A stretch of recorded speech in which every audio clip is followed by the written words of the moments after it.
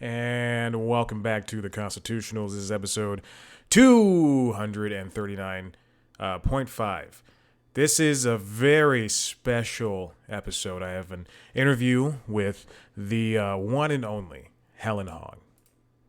Why do people say one and only? Do you think if there was more than one, then people would say the second and only, the third and only, the fourth and only?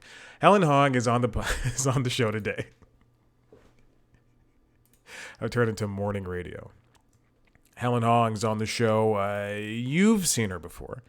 You know her. You've seen her on shows like The Unicorn. You've also seen her on shows like Silicon Valley, if that's a show that floats your boat. You've also heard her voice, if you're me, for years on Wait, Wait, Don't Tell Me on NPR's Wait, Wait, Don't Tell Me. Very funny on that. She's very, very funny on that. And now you can see her do more of that kind of comedy on her very own special, Well Hong. It's on Amazon Prime, Apple TV, YouTube, any place you can purchase and buy a special. That's where you can find it. And it's a very funny special. I enjoyed my time with it. And you know I don't watch a lot of specials. If you just heard a video in the background, it was me loading up her YouTube channel. She also has a derelict YouTube channel that we do talk about, but hopefully she'll return to, called Old Korean Dad Stories, where she sits down with her father and he tells stories about growing up. It's fascinating. They're good interviews with her dad, and sometimes her mom is there, which I think I just stole that joke directly from her. It's about her dad, but sometimes her mom. And you know, she talked. We're not here to talk about just this YouTube channel because there's only like 7 videos. However, at this time, it is a good YouTube channel. You'll understand where she's coming from when she talks about things in her act. Now, speaking of the act, Well Hong, the special, great. I love the title. I love the title more than anything. And Helen's fantastic in it. It is when you. It's interesting when you hear somebody's voice on an NPR show for a couple of years. You never fully get to understand, because they only have so much. They only have so much that they can put in because it's not their show, but they can be themselves in the total time 7 minutes that they're talking. So it's wonderful to see her do a nice full length special. Full length for a special is about 40 to 50 to 60 minutes. I wouldn't like a full length special, like a 90-minute. No one wants to see 90-minute comedy specials. I don't want to see a 90-minute comedy special. So this sits right in the middle there. Helen Hong, you can find her on all social media platforms as @FunnyHelenHong. I think she's on TikTok now. I think she mentioned that on Never Not Funny, the podcast. So definitely you could check her out on there if that floats your boat. Definitely not me. So I'll stick to Twitter, Instagram, all that other stuff. The special is Well Hong, Amazon Prime, Apple TV, YouTube, wherever you can purchase comedy specials. And those are the 3 main platforms. Let's get real. Helen Hong.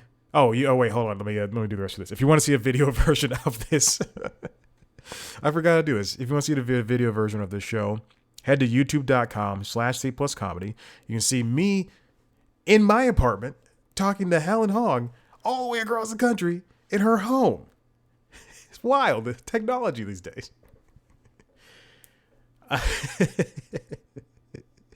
Twitter, Instagram, @C+comedy.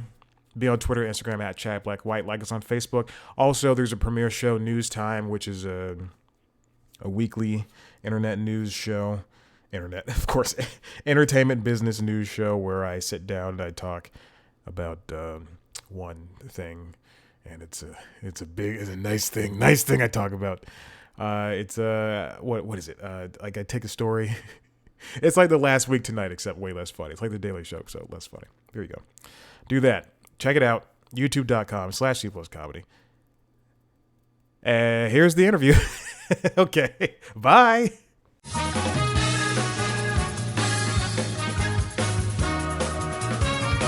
And you, do you live in the LA West Side? Yeah.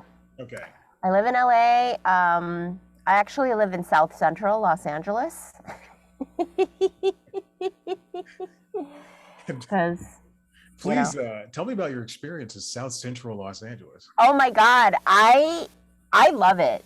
I Okay. love it. I live literally 5 blocks away from the Boys in the Hood house, which I did not know that the Boys in the Hood house was like a historical landmark on Google Maps. But I learned that when I was Googling my own house, and I was like, what's this historical landmark? Oh, it's the Boys in the Hood house. That's so cool. Wait, This so is are a there true tours story. there? You can Google it. You can Google map Boys in the Hood house, and it will pop up as a national landmark. So are tours there all the time I or don't think so because I know where it is and it's just a private home. So maybe like some really obsessed fans will like kind of slow drive past it, but Mhm. I think it's just somebody's house.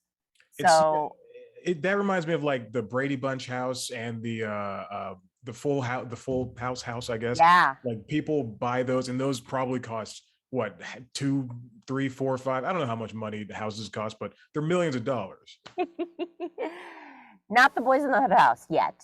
It's not cost million. It doesn't cost millions of dollars yet. And I'm glad because it's in my neighborhood. And once it starts costing millions of dollars, I'll be priced out. Oh yeah, that's true. Oh boy. I mean, you would think once who was the director? John Singleton. But once he Yeah. died, that the house, would just Yeah. And that was skyrocket the again. house where like Lawrence Fishburne like twirled the balls Mhm. and like Trey, his son, was like living in this house. Yeah, it was like a big, like pivotal, like it was like a character in that movie. Yeah, And you can just drive past it. It's like in my neighborhood. Yeah.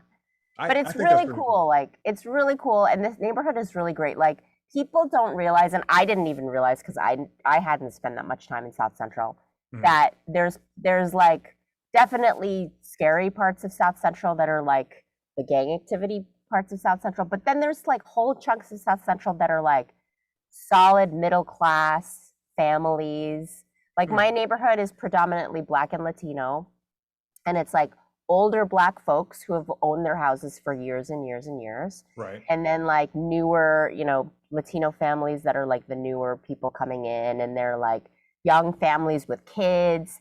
So Mhm. it's like really safe. I walk my dog at midnight, no problem, Okay. in my neighborhood. And it's like people are friendly, people are nice. I've only had one older Black woman that kind of let me know that she didn't appreciate that I had moved into her neighborhood. Oh God, of course. I'm walking my dog, and this like Black woman in her 50s. She wasn't even that old. I would say she's like 40s or 50s. Mhm. She looks at me and she goes, "You live around here?" And I go, "Yeah, I live a couple blocks that way." And she goes, "Hmm." And she just walks away. Oh no, God, no, no. Uh, And I just thought it was so funny and just like, yeah, yeah, girl, tell it. Like, don't hold back. just muttering to her. She went home that day. It was like, Mm. I saw this Asian lady move in. Oh God. But I've been living here for like over 2 years, and Mm, she's been the only one out of, and I walk my dog twice a day, every day. Like, so wow. everyone in this neighborhood knows me, and they know my dog. And she's been the only one. Like everyone else is like, hey, hey, hi, how are you doing? Like super nice, super friendly. Just like, yeah, I like the fact that I live here does not make me a hard gangsta bitch. Like I'm just like solidly middle class, kind of suburban. You want the feeling of being suburban in the urban setting. Right. I think that's kind of what I have here. I live in like midtown Atlanta, but on the in a not up and coming in a very popular neighborhood where it is a lot of urban and suburban, and it's great. You can walk around. I would not recommend here walking around at midnight with your dog, Mm, but people do it. People do it. yeah. But I'm not a small white lady, so I'm not afraid of that. But it's yeah, pretty much. Yeah. Pretty much that. What does your dog like the neighborhood? Because I know this dog was according to the special, pre-pandemic Yes. born. So Yes, totally. My dog does like the neighborhood. There are a lot of dogs in my neighborhood, okay, and a lot of them are like, behind fences and they're like yelling at us. They're like, "Rah, rah, rah, rah, get off my property." And my dog is, God bless my dog, he is the scariest little, insert word here for like the most disparaging scaredy cat. Like, mhm. and he's a big dog. He's a husky German Shepherd mix, and Oh wow. he weighs 50 pounds, and he could not be more of a giant, like, just wuss. Hmm. Like, he's just, oh, like the other day, like right now it's kitten season. Did you know that it's kitten season I right had now? no idea. Okay, so kitten season is like all the stray cats get it on at the same time every year, and then all these kittens are born like exactly like in the springtime. It's like May. May Wow. is like peak kitten season. So like all these kittens, and my neighborhood is like rife with stray cats. There's just stray cats, and people here are so nice that they feed the cats. Hmm. So they'll just be like on the street. There'll just be mounds of like dry cat food that people have put out to be really nice, for these feral Right. cats. And so, but because they're feeding them, there's even more feral cats. Yes. So there's like tons of cats in my neighborhood, just stray cats. And my dog has prey drive. So if my dog sees a cat, he'll just start running. He'll never catch one, believe me. He's not an athlete. So he'll try, and then the cat will go take off, and he'll be like, "Oh, yeah, that's right. Run. Yeah, you run, bitch." And then, right? So he thinks he's a badass. The other day, I'm walking him, and he's like walking a little bit behind me. And there's this tiny little cat. It's not a kitten, but it's like an adolescent, so it's still small, like this big, like a small cat. And this cat is a bat. Like this cat sees me, and he's like, "What? What you gonna do? What you gonna do?" Like he was just like this badass cat. And so I'm like, I tell the cat, I'm like, "I got a dog coming up behind me. You better run. You better run." And the cat's like, "Oh, I ain't running." The cat like gets down really low, and my dog comes running around the corner, and the cat goes, Oh my gosh. and my 50-pound dog, that's like 20 times the size of this cat, goes, "Oh God! Oh no! Mommy, did you see that? That cat yelled at me! Why are you yelling? Oh God! Why are you yelling? Please stop! Please." And I was like, "Dodger, you're embarrassing me right now. Come on. Like, have some backbone." like my dog's like, "Oh no! The Oh, cat yelled at me." oh my God. That is so bless that dog's heart. I'm like, "I'm gonna revoke your dog card. Seriously, you're embarrassing me right now. This cat is a tiny cat. Just fucking owned you." I'm sorry, I just cursed. No, Just no, you can do it. Do whatever you got just owned you, bro. Come on. He's like, "Oh, mommy, I don't like getting yelled at." Oh my God. I love a scaredy dog. I used to be a dog walker, and so I've dealt with a lot, like way more than I should have, like of dogs that were scared of the smallest things. And Oh, it's crazy. And like it's now I have a cute. cat, and right, Ballsy. she's very mean. She's already had her children, and she's very mean when she wants to show off, but then when Yeah, she's not showing off, she can be the sweetest thing. yeah. And like last night, there was a huge thunderstorm, lightning, and Oh. everything. And she ran into my room, and she wants to sleep with Oh. me. But then Oh. there's times where she like I don't like I will see her when I feed her, and then I have a small apartment. I don't know where she goes, but she hangs out somewhere. So I I truly have no idea what's going on in her That's world, but so funny. yeah, yeah, that's the animals have their own personality. I was thinking about It's this the so other day. true. It's crazy how they have their own personalities, and 100%. and if I had children, I just I got God willing, I don't know what's gonna happen with them because I can barely handle you know looking at this cat and trying to think, what does she want, like, from me right now? Why is she meowing for the past 20 minutes and standing by her food bowl? Like, it just doesn't make sense to me. Yeah, my dog and my dog is like 10 years old, so he's an old man. So maybe Mm, this has something to like maybe he was like a ballsier, more courageous dog in his youth, yeah. but he's literally like he'll like hide like he literally does the thing where he's like hide like the babies that like hide behind their mommy's skirt. Yes. Like Yes. the first time I walked in past a garbage truck, and the garbage truck is really loud because it's like it's picking up the cans, and he was like, Yeah. ah! And he like ran behind my legs. I was like, I don't know what you think I'm gonna do. Like, I'm a very petite Asian woman. Like in comparison, you're a brawny big dude, Hmm. 50-pound dog, and he's like Right. literally hiding behind my legs. Like, oh, don't let the garbage truck get me. What happens when if someone comes to your door? I know you don't like answering your phone calls, but if Never. someone if someone comes to your door and knocks on your door, what happens? Because I know when my cat, He whenever, will literally from his bed lift his head uh, and then put it back down. okay, Like he won't even get out of bed. okay, He is the world's worst guard dog. makes sense. I've had full on strangers come in this house and he has never left his bed. He's just like, oh hey, I'm just Oh God. and I'm like, this person could have killed me. He's like, nah, I smelled them from here. They seem fine. If I hear if there's a knock at my door, my cat will run to the door as if she is going to meet a new friend or meet a new enemy. Yeah, Oh, oh. yeah, See, no, my dog. It seems like your dog. My dog and your cat are polar opposites. yeah. My dog would be like, my dog would be like, oh hey, hey, welcome.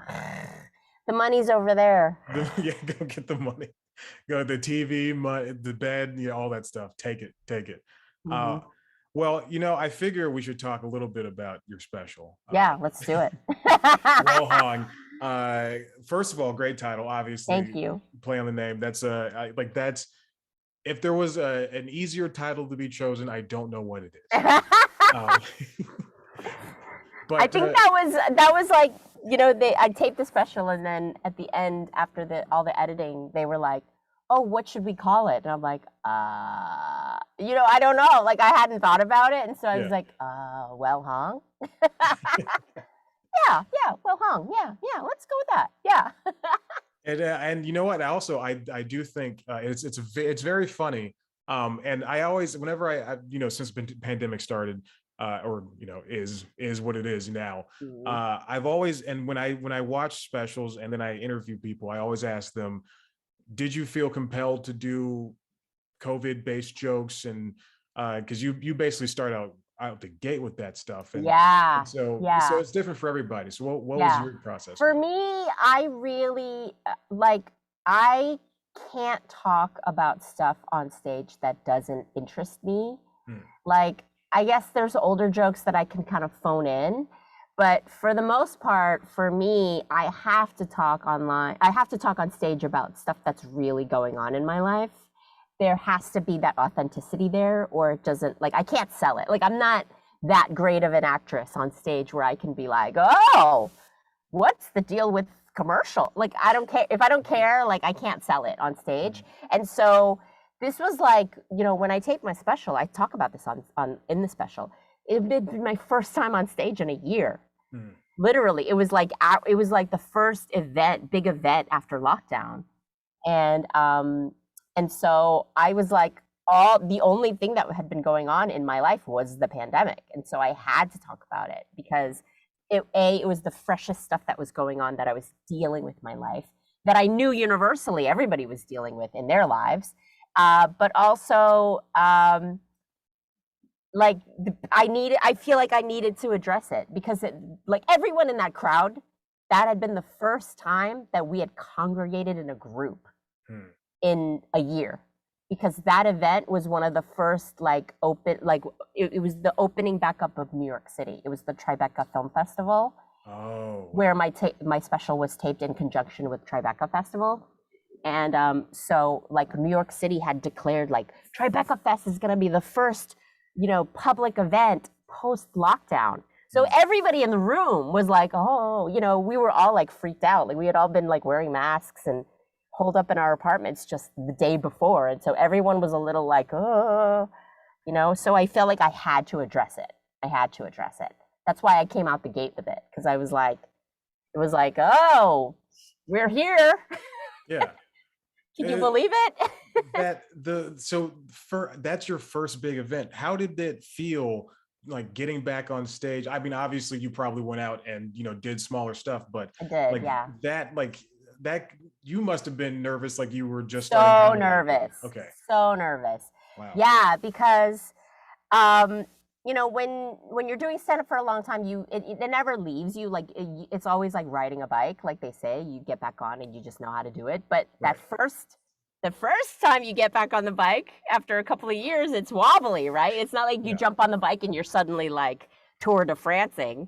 It's like you get back on the bike after a year or 2 years and you're like, okay, I got it. So there's that first moment of wobbliness. So that's how I felt. I felt like I was getting back on the bike like a little wobbly, because I literally hadn't been on stage. Like during the pandemic, I had done stand-up shows, like a few shows, outdoor shows were a thing, but mostly Zoom shows, which is like Right.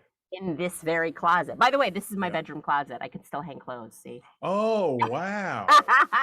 You did a really good job of Thank making that you. booth. See, that's my clothes rod, and then I just bought all this sound foam off of some dude on Craigslist and just applied it myself. It looks fantastic. Because I'm big time. Come on, Yeah. I'm big time over here. Yeah. NVI And superstar. yeah, exactly. Yeah, so it was so my taping my special was literally the first time I had been on stage, literally on a stage in front of a real life crowd in a really long time. Wow. In a big venue, and there were cameras, obviously, and I'm taping my special, so I had hair and makeup, and I'm like nervous, and yeah, so it was the first time after a long time of just getting comfortable on stage, which is why I felt like I had to address it out the gate at my special, just be like, hey, this is going to be a miracle or a shit show. Yeah, right. One thing I really did appreciate about the special is talking about the attacks on Asian Americans and Yeah. Asians around the world. It's often I've mentioned this before, not to you obviously, but it's like too often the world is it's thinking of black versus white or black and white, and we never really talk about the other probably dozens or hundreds or so of Yeah. nationalities out there. And Yeah. especially coming up with Stop AAPI Hate for the past 2 years now has just been Yeah. like seeing it come to the forefront has been very important and very enlightening. Yeah. And I like that you used your platform to talk about it, to joke about it, but Yeah. also to mention how difficult it has been for someone who you're not even Chinese. So it's crazy that everything is like lumped into one thing, and then Yeah. you're part of the problem. Yeah. later. Yeah. I mean, I felt like I had to address it because I have elderly Asian parents who are vulnerable. My dad was attacked in a supermarket parking lot. It was a completely random attack, so one can only assume it was racially motivated. This guy like he like full force pushed a shopping cart at my dad with all of his might, and it like rolled over my dad's foot. My dad said it came at him with such force that had it hit him, it might have broken his hip. Like it might have broken like a bone. But he stepped out of the way at the last minute and rolled over his toe, and he had like a black toe for a month. So like he was physically injured in a random anti-Asian attack. And I had to talk about that stuff. My parents are lovely people in their 70s. That's the other thing, is the thing that's so enraging is like, I haven't had an anti-Asian attack. Like people that I know, younger people that I know haven't been victims of it. And it's so cowardly. It's like, okay, so you decided that you're going to be racist against this group of people. So you're going to pick the most vulnerable, old, frail, often women, you know what I mean, are the ones that are getting that. They're not stepping to like big Asian men, you know what I mean? They're not stepping to like 30-year-old like Asian men or 20-year-old Asian men. They're like picking off the most vulnerable people. It's so cowardly. because had that supermarket attack that happened to my dad happened to me, that shit would have gone down. Right. I would have been like, excuse me, like I would have been like in this person's face. And, my dad being my dad, and he was like, I didn't want to get into it, and I don't speak English that well, So it's enraging. It's enraging. And so I felt like I had to address it because it's so wrong and it's so misguided. And like I said, it's like, sure, there was this collective paranoia and anger against China because, there was the rumor that China invented the virus. Right. Or that, or that the virus came from China, which who knows, maybe it did. But like, then why are you attacking Korean people in Boston? That's where my parents are. Right. Like, why are you attacking random old Korean people? Like, if you're like, I hate China, the Chinese government invented this virus. Like, even if you believe that, which is all rumors and speculation. Yeah. Why are you attacking random like Vietnamese elders or Korean elders or like we had nothing to do with it? Like, what are you doing? Yeah. So. That's all like, it's all really sad. I understand, the pandemic really hit people hard and it's sort of like, it was like the last straw for a lot of people that are right on the edge of society, which, our country has a lot of problems. There's a lot of people on the edge of society. Like there's inflation, the price of everything is going up, rent is going up, people are getting kicked out of their homes. There's no mental health programs, not enough mental health programs to help people. There's drug addiction. Like a lot of people are falling off the edge. Yeah. So I get that. I get the inclination that so many people are falling off the edge that there's collective anger, but direct your anger to where it should be directed. Don't direct your anger at like random senior citizens in the streets. Like that's not A, gonna fix the problem, and B, gonna alleviate your anger. Yeah. I mean, and then what happens to you after you do that? Like, now you're going to, probably lose your job or go to jail because you decided to be stupid and be callous and careless and attack somebody who didn't deserve it. It's mind-boggling. It's mind-boggling, and I hope we can get to a point where we don't have to, have hashtags and have these talks because we shouldn't have to. We shouldn't have to. It shouldn't take all of this for for peace or anything close to it. Yeah, it really sucks. Yeah, but your special is great. Thank you. I don't know how to get out of it. And it is funny. It is like there is like a little bit of a PSA moment in the very middle about the Asian hate, the Asian attacks, but otherwise it's very funny, and I feel like I turned it around, from the very short little serious moment in the middle to like, yeah, all right, now back to jokes. Yes. Let's get back to jokes. You do a good job of doing that. Thank you. And but I think it also your ability to do that also comes from, and I don't know if you've ever hosted anything. I know you've acted because I've seen you in the Thundermans. I'm not a child, but I have seen I've seen children's shows, and then like also the Unicorn, which is where I saw you prominently most. But doing things for NPR, like Wait Don't Tell Me, like you're able to, you and other panelists and Peter Sagal are able to work with the week's, a lot of the times more recently, horrible news from the past couple of years especially, and make it funny or make light of it or just discuss it in general. And I think that really helped that part of the special where you had to talk about the attacks on the Asian people. Thank you. And what came of it. Yeah, I mean, it's been harder and harder to do Wait, Don't Tell Me. I've been doing Wait, Don't Tell Me for 6 or 7 years, and it's been just getting harder and harder because the news is just getting worse and worse. Like, how do you even make jokes about the stuff that's going on now? It's like insane, right? Like, there's obviously no way you can make jokes about school shootings or mass shootings. Like, you just can't do it. And so, to Wait, Don't Tell Me's credit, they just don't address the most horrible headlines like that.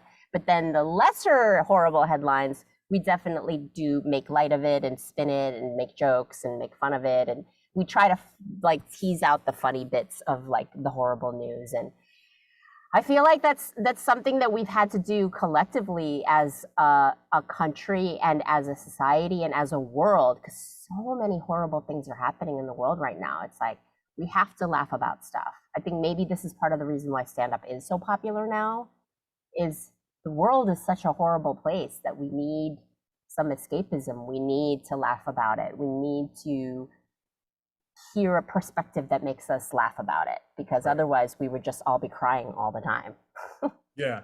And but sometimes I think that perspective can be a little bit too powerful, and for some comedians who shall remain nameless, it overtakes them, and it overtakes the people who enjoy them and everything. So Yeah, I tend yeah, to I tend to stick to comedians about a level and below. Just yeah, I don't want to watch somebody who can sell out a stadium and host SNL yeah.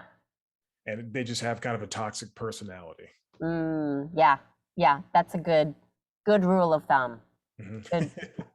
Yeah. Well, now I always I wonder this. Do you watch any stand up at all? Because I know some comedians they want to stay away from it, but I know others they tend to dip in and out and find who they like a lot. Yeah, I'm the dip in and out person. Like I will rarely watch a full special by someone, but I'll watch little clips of some of comics and just go, oh, that's really good, or oh, that's really funny, just to see like what they're doing and what they're tackling and how they approach things. Um, and yeah, it's hard for me to watch a whole special for anyone, because it's, to me it's kind of like work, you know? Mhm. Like stand up is my business, and so I don't want to do watch stand up on my downtime. Yeah. um I probably should watch a little bit more comedy specials, but I don't. And I do watch like little clips and get enough to get a sense of what people are doing, what people are talking about, and how people are approaching things. Yeah, yeah, I think that that's a good way to do it, yeah, because I watch a lot of late night. I basically watch everybody because I want to see who's doing well and who's improving it or whatever. But yeah. uh, just top of this week, both I think Seth Meyers' show and Jimmy Kimmel's show, they both had the same joke about the Queen's Jubilee from the past week, and literally exact same joke. And that happens Yeah, all the time. And it's yeah. not like, they're being influenced by the No, person. it's called parallel thinking. It's Yeah. actually very common in stand-up, parallel thinking, especially if you're doing jokes about current events. Mhm. There's just no way to get around it, because there are going to be only so many jokes about the Queen's Jubilee. You Yeah. know what I mean? There's only so many ways you can approach it, and so many like ways that you can make it funny. And so obviously, if you're trying to make a joke about the Queen's Jubilee, a lot of people are going to come up with the same stuff, because Exactly. of parallel thinking. Like, just so nobody, it's not that anybody's cheating off of anybody. It's just like everybody, oh, this seems funny, and then another person's like, oh, this seems funny. So that's how you end up with like the same exact joke on two completely different late night shows. Yeah. I mean, that's it. That's exactly how it works.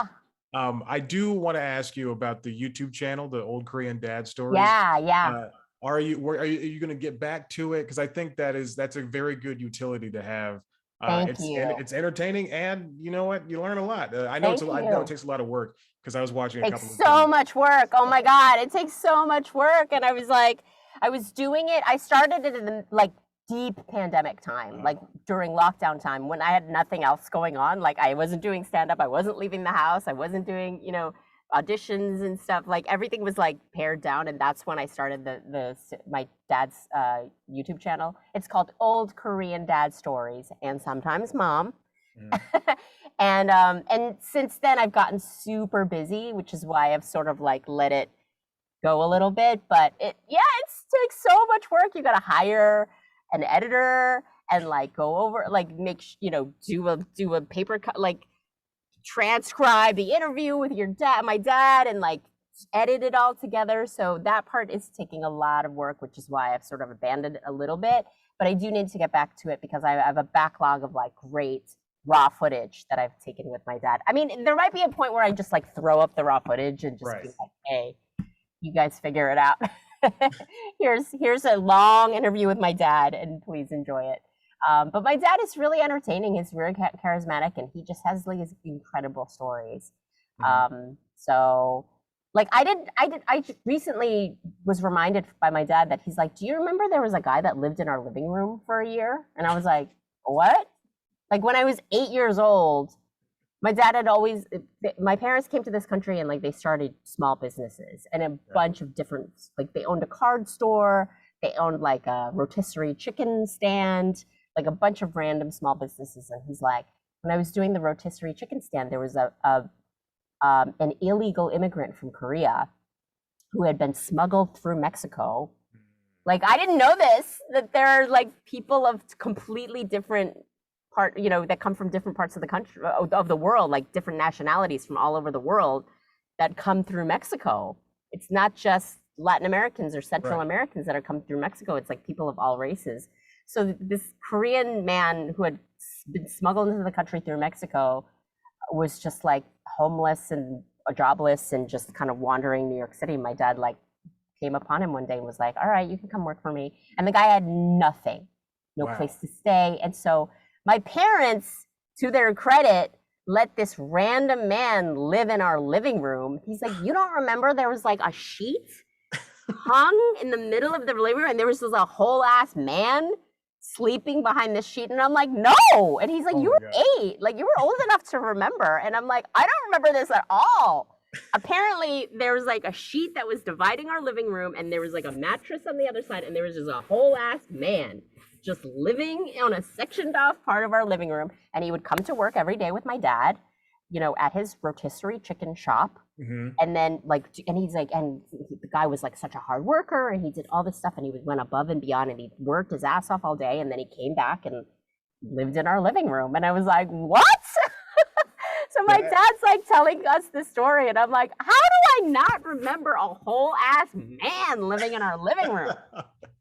That is like no one else has that experience. That's such an interesting, like, not even the anecdote. Like, that's crazy. It's like I know. It's like, dude, there's your own curtain in your own head blocking out that part of the story. Yes. And I'm like, what? That? No, I have no recollection. He's like, oh yeah, there was like a whole person for like a year. Oh my gosh. And what happened? Did that guy go on to be someone of note? My dad says he has no idea what happened to him because after he sold his business, they went their separate ways. And the guy, like, thankfully had saved enough money, living in our living room behind a sheet. He had saved enough money during that year to like get his own place and stuff. And then they just lost touch. And I was like, I'm so curious what happened to that person. Yeah. Super curious. My dad's like, yeah, I don't know. Like, we just lost touch and I have no idea where he is or how to get in touch with him. And I'm like, what? I'm so curious. That's so crazy. So crazy. There's so much more to that story. I should just put up the raw video for that story because it's like 30 minutes of raw video, but it's everything he says. I'm like, wait, what? Like every detail. The guy had come, like, his wife was back in Korea and he was sending her money and he sent her threatening letters. Like, if you spend this money on anything other than like buying us a house, I'm going to come back to Korea and kill you. Like all this crazy stuff. And I'm like, wait, what? Like every detail that my dad said was more and more bonkers. And I'm just like holding the camera like, what? What? Like you could just hear me behind the camera being like, wait, what? Like it was just so mind-boggling. So I should just like put up that raw video because it was so entertaining. It was really entertaining. You know what? Also, forgive me for trying to push something on you, but a book too. That would be such a good book. Yeah. A good essay in a book, along with like the since you're already transcribing the interviews, along with the written text. Yeah. Good call. Yeah. That's fantastic. Like if you go like any other press you do, if you do press, well, hopefully you do press bigger than me because I'm nobody. But oh no, don't come on, give yourself more credit. You've got a lovely apartment with a cat. Yes, I do. Yeah, it's great. She just flicked me off. I don't know why, but she What? no, I'm kidding. But like you got that's your anecdote. That's the thing you got to go on and be like, Yeah. and then because then that guy might be watching TV and then he's like, oh, hey, I was the whole ass man. He's like 60 years old and he's Yeah. riddled with the bone problems. I don't know why I went that far. Helen, this has been fantastic. I don't want to take up too much of your time, but well hung was well done. And I like what you did there. Yeah, I work in TV, so I have to be at least a little bit creative. And yeah, this has been a treat. I've been hearing your voice on Wait Wait Don't Tell Me for years, so it's great to I never Googled what you look like. I'm kidding.